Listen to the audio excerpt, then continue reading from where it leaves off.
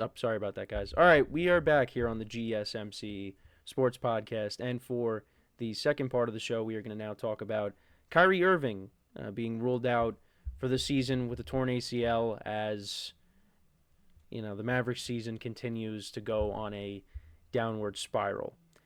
And like I said earlier in the show, you could point to when the Luka trade was made, but you can even go back a little bit further when the injuries started to stack up to some of the other guys in their starting lineup. So, Bleacher Report posted something yesterday on their Instagram account. So, January 14th, Derek Lively suffered an ankle stress fracture. So, that's one of their top guys, one of their guys in their starting lineup. Then the Luka trade happens on February 1st. Then you had Gafford, he sprained his MCL. Then Anthony Davis in his debut gets hurt. And now Kyrie Irving on March 3rd tears his ACL. And now it's just Klay Thompson. That's it.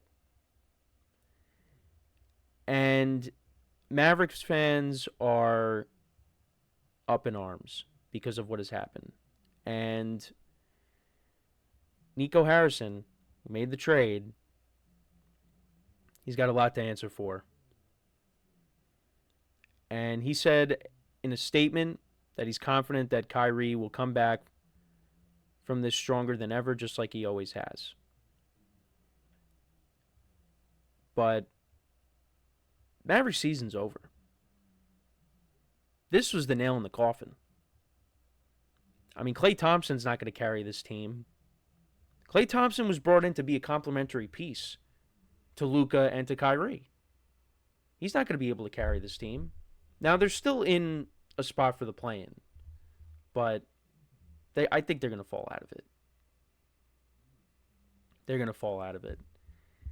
And we talked about Kyrie in our production meeting and how, things kind of calmed down with him because he was making headlines constantly in Brooklyn with social media posts and just not playing and things like that. It was a lot. But once he got traded to Dallas, he just played ball. And you never really heard about him for any other reasons, at least from my perspective. But now he ends up getting hurt.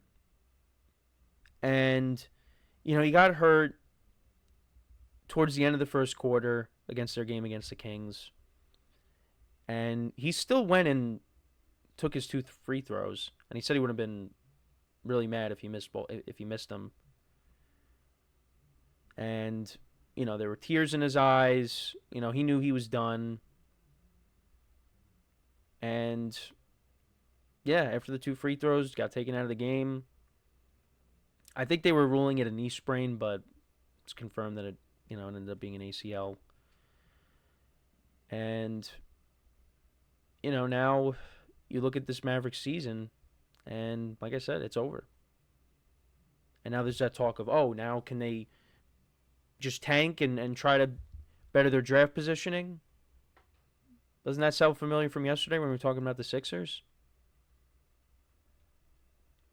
I mean, look, they're going to trot out what they have, and they're probably going to lose a lot of games. So it's not going to matter. But yeah, Klay Thompson now, go get your numbers, I guess, because now you've turned into the number one option. So right now, when you look at the Mavericks, where they're positioned, they are the last playing team. They're 3.5 games up on the Suns, who actually got a big win last night against the Clippers. They had a comeback win there. A 23-point deficit, they came back and they ended up winning by 2. So maybe the Suns can still make it. Especially now with the Mavericks all banged up. Now, I saw my friends were saying that apparently Anthony Davis could be on the move again. That would be quite something. But you just look across at the Lakers right now, and they're surging. They're 8-2 in their last 10 games. They've won 7 straight. Luka, another big night. LeBron got to 50,000. LeBron finished with 34. Luka finished with 30. Luka's getting into a groove. Lakers are now 39-21. They're second in the Western Conference. And the Mavericks were like, yeah, we're just going to trade you for Anthony Davis. Now, look, I don't want to, diminish Anthony Davis as a player. Anthony Davis is a good player. The problem is Anthony Davis gets hurt. First game he played with the Mavericks, he gets hurt. And he was having a good game. But there's just a lot of things, I guess, that the Mavericks, thought about Luka that they were like, you know what, we're going to make this trade. But I'm sorry. You don't trade this kind of player. You don't trade that kind of a player. Because at least, if you have Luka with the Kyrie injury, you still got a chance. Now without Kyrie, it's like, now what? So it really would not surprise me if they end up falling out of a playoff spot or play-in spot. But it's amazing also that this team made it to the finals last year. They got to the finals last year, and you thought, hey, with Luka and Kyrie, who knows what's going to happen now? They could do it again. Get a few more pieces around them. They went out and got Klay Thompson. Let's see if they could try to get it done this year.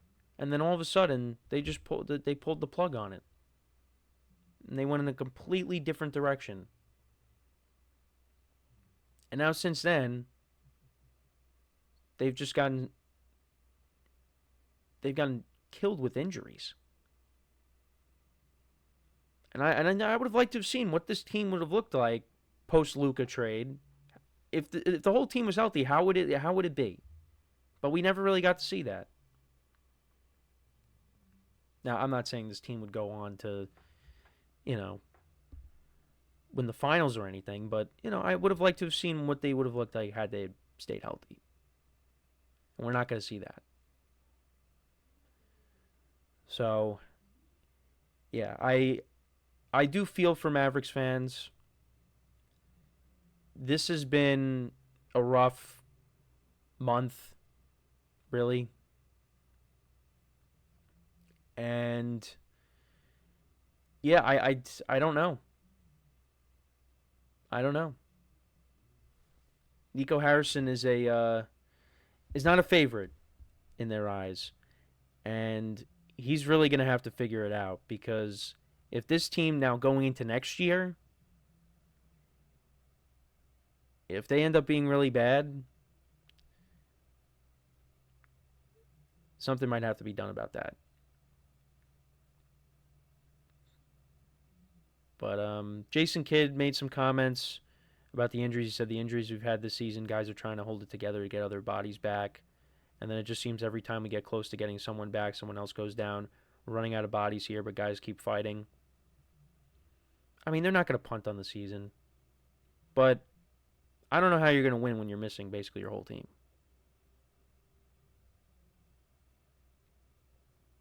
So they got the Bucks coming up tonight, which, could be a loss. So yeah, got the Bucks, the Grizzlies, the Suns, the Spurs back-to-back, the Rockets, the 76ers, the Pacers, the Pistons, the Nets, the Knicks, the Magic, the Bulls, the Nets. I mean, there's winnable games on the schedule coming up. And then in April, your final games are against the Hawks, the Clippers twice, the Lakers, the Raptors, and the Grizzlies. So I think they could still make the play-in, but even if they do, they're probably going to get knocked out immediately. And even if they get past the play-in, they'll get knocked out in the first round. But yeah, it's just you feel for Kyrie, and hopefully he could bounce back from this and come back strong. Um, I mean, he's going to be coming back late next season, right? I don't know what the exact timetable is, but I would think he's going to miss uh, the beginning of the season next year, right?